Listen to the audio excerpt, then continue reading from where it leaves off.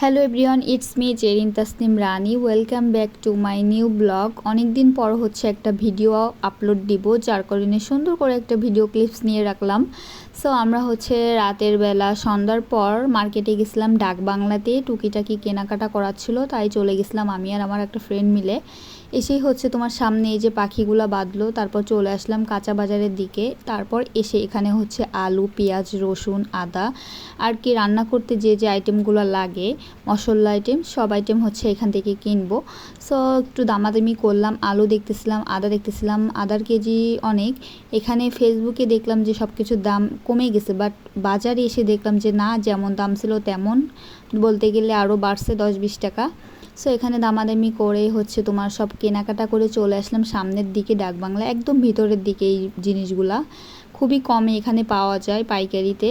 So এখান থেকে হচ্ছে অনেক ধরনের মশলা আইটেম নিয়ে নিলাম। তারপর চলে আসলাম চালের দোকানে, যে চাল নিব।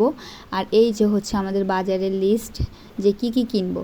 দেন চলে আসলাম হচ্ছে তোমার এখানে প্লেট কিনবো, অন টাইম প্লেট। তারপর হচ্ছে টুকিটাকি রান্নার জন্য যে আইটেমগুলো লাগবে। আমরা কিন্তু হচ্ছে তোমার সবাই ফ্রেন্ডরা মিলে একটা খাওয়া দাওয়া করবো, যার কারণে সব কেনাকাটা, যেহেতু রান্নার কোনো কিছু নাই করার।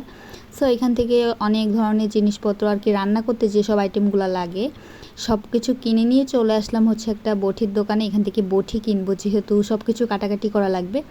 দেন আমরা কেনাকাটা শেষ করেই চলে গেছিলাম হচ্ছে সব কিছু নিয়ে বাসার দিকে। বাসায় যেয়ে হচ্ছে প্যাকেটগুলা আনপ্যাকেজিং করলাম। সো আমরা কী কী কিনছিলাম সেইগুলাই হচ্ছে এই যে সব, একটা গামলা, চামচ, সব কিছু একটা একটা, যেহেতু তেমন একটা লাগে না আমাদের এইখানে সব কিছু। আর এই যে দেখেন, একটা ছোট একটা বটি কিনছিলাম, বটিটা কিন্তু খুব কিউট ছিল। আর এইগুলা হচ্ছে কাঁচা বাজার, বেলুন বেলুন আছে বাট ফিরা নাই। আর এই যে তেল, অন টাইম প্লেট, কাপ, পেঁয়াজ, রসুন, আদা আর কি যে যে আইটেমগুলো তরকারিতে লাগে আর রান্না করতে লাগে, মাংস রান্না করতে সব আইটেম, আর হচ্ছে রান্না করার যে জিনিসগুলো লাগে সেইগুলা এক একটা করে কেনা হয়েছে এখানে। সো আমি আর মিলি সব কিছু আনপ্যাকিং করে হচ্ছে একটু হাতে মেহেদি দিছিলাম, বাট মনটা খুবই খারাপ। মেহেদি দিছি ঠিকই, বাট মেহেদিতে কিন্তু একটু রং হয় নাই, যেহেতু কাবেরি মেহেদি। তারপর এখান থেকে রাতের দিকে চলে গেছিলাম তোমার হচ্ছে আমার ডোরা সোনাকে দেখতে, যেহেতু ওকে সেল দিয়ে দিছি। খুবই খারাপ লাগতেছিল ওর জন্য, তাই মন খারাপ ছিল, ভাবলাম যাই ওকে একটু দেখে আসি। সো দেখতে যেয়ে দেখলাম ওরও খুবই মন খারাপ আমাকে দেখে। ও খুব, কি আর বলবো, মায়া জিনিসটা কিন্তু খুবই খারাপ। ওকে দেখে আমারও খারাপ লাগতেছিল। কিছুক্ষণ ওকে আদর করলাম, কোলে নিলাম, খুব লক্ষ্মীভাবে আমার কোলে ছিল। আমার লাইফের শখের জিনিসগুলো এইভাবেই আস্তে আস্তে সব চলে যায়। সো তার পরের দিন সকালে হচ্ছে তোমার গেছিলাম গল্লামারিতে। আর বাইরে কিন্তু প্রচণ্ড পরিমাণে রোদ ছিল, অনেক গরমও ছিল।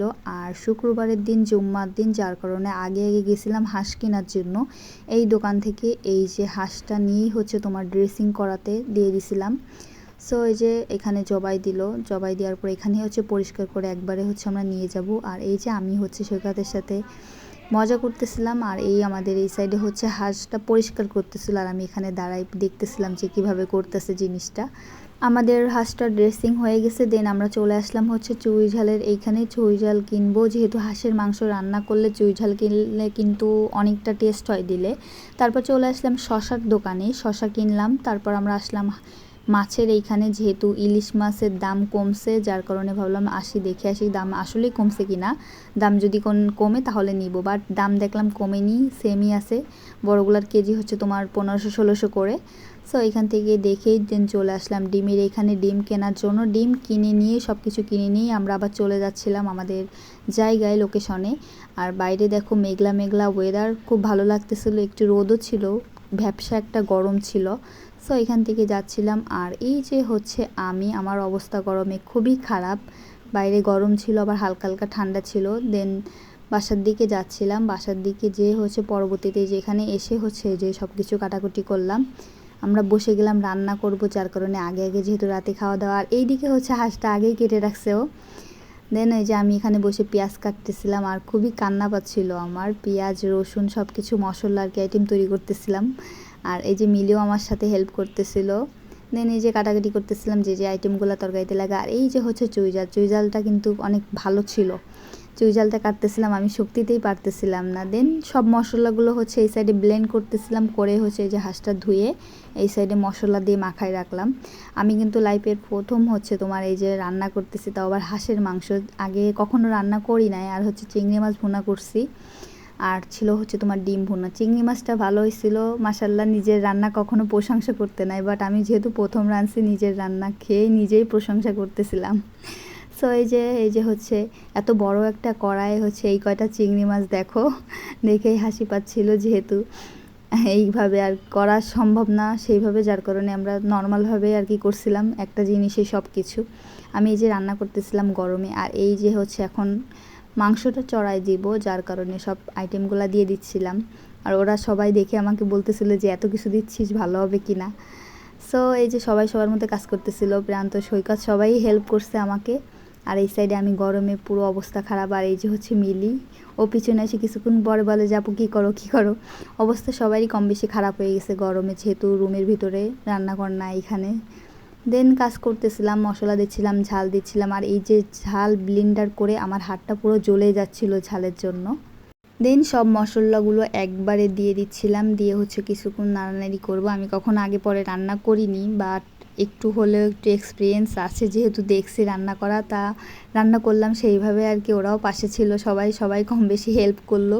দেন এই যে সব মশলা দিয়ে একসাথে কষালাম, কিছুক্ষণ কষিয়ে হচ্ছে তোমার মাংসটা দিয়ে দিলাম এর ভিতরে। তারপর মাংসটাও কিছুক্ষণ ধরে নাড়ানাড়ি করলাম, কষালাম। যেহেতু ধরার কোনো কিছু নাই, যার কারণে দেখো এই যে গামছা দিয়েই ধরে ওরা হচ্ছে নাড়ানাড়ি করতেছে। আর আমি আমার জোরের সাথে নিজেই পারতেছিলাম না এটা নাড়াতে, যার কারণে আমি বসে হচ্ছে দেন ভালোভাবে নাড়াচ্ছিলাম। আর এই যে হচ্ছে মাংসটা ভালোই হয়েছিল, বাট প্রচুর পরিমাণে ঝাল হয়ে গেছিলো। ঝালের জন্য আর কি তেমন একটা কেউ খেতে পারিনি, অনেক ঝাল দেওয়া হয়ে গেছিলো। দেন এই সাইডে হচ্ছে ওরা নাড়তেছিল, আমি পারতেছিলাম না, আমি খুবই টায়ার্ড হয়ে পড়ছিলাম, এতটা কষ্ট কখনো করি নাই। আর এই সাইডে যে যার মতো করে মজা করতেছে, গান শুনতেছে। আর এই যে সৈকত এসে এখানে হচ্ছে দেখতেছিল যে লবণ হয়েছে কিনা। যখন লবণটা চেক করা হয়েছে তখন হচ্ছে ওরা বলতেছিল ঝাল হয়নি, ঝাল কম হয়েছে, যার কারণে আমি পরবর্তীতে কিন্তু আরও একটু বেশি ঝাল দিয়ে দিছি যেটুক ছিল বাকি, যার কারণে আরও বেশি ঝাল হয়ে গেছে। আর এই যে হচ্ছে তোমার লাস্টের দিকে রান্না আমাদের প্রায় শেষ, ওইদিকে হচ্ছে ভাতও রান্না হয়ে গেছে। আর অন্য একটা নতুন আইটেম তৈরি করবে আমার একটা বন্ধু, ও হচ্ছে নতুন একটা আইটেম বানাবে দেখো। আর এই যে মিলি কিছুক্ষণ পরপর বেলকনিতে চলে যায়, আর আমি ওকে বলতেছিলাম এটা চাটা দিয়ে দেখো তো কেমন হয়েছে রান্নাটা। দেন হচ্ছে সবার জন্য একটা করে রসুন সিদ্ধ দিয়ে দিলাম। রসুন সিদ্ধ খেলে কিন্তু সবার কম বেশি ভালো লাগে, ছেলেরা পছন্দ করে। আর এই সাইডে হচ্ছে মালু দেখো কি একটা আইটেম তৈরি করতেছে, আমি ভাবলাম কি না কি বানাচ্ছে, খাওয়া যাবে কি, বাট জিনিসটা কিন্তু অনেক সুন্দর হয়েছে। আর এই সাইডে আমরা অন টাইম প্লেটে হচ্ছে ভাতগুলো করে নিলাম, বেড়ে নিলাম। আর এই যে হচ্ছে তোমার শসা দিয়ে, টক দই দিয়ে, আরও কি কি যেন দিছে আমি দেখিনি অতটা, ও দিয়ে যে একটা তৈরি করছে, কি বলে নাম জানি না, নাম জানলে কেউ বলে দিও। সব কিছু এই যে সাজায় রাখছিলাম। দেন হচ্ছে আমি পরিবেশন করলাম সবাইকে। বাট চিংড়ি মাছটা ভালো হয়েছিল, বাট আমি ভাগে পাইনি। আজ মাংসটাও ভালো হয়েছিল, বাট ঝালটা বেশি ছিল। যারা যারা খাইছো কমেন্ট করে জানাবো আমার হাতের রান্না, বুঝছো। আর যারা যারা দেখতেছো অবশ্যই জানাবা যে কেমন হয়েছে ভিডিওটা। সো অনেক এনজয় করলাম আমরা একসাথে এই দিনটা। আর যেহেতু আমার লাইফের প্রথম একটা দিন এইভাবে কাটালাম, অনেক ভালো লাগলো। আর তোমাদের সাথেও শেয়ার করলাম জিনিসটা। এই যে সবাই এদিকে খাচ্ছিলো আর আমি একটু ভিডিও করতেছিলাম ফাঁকে।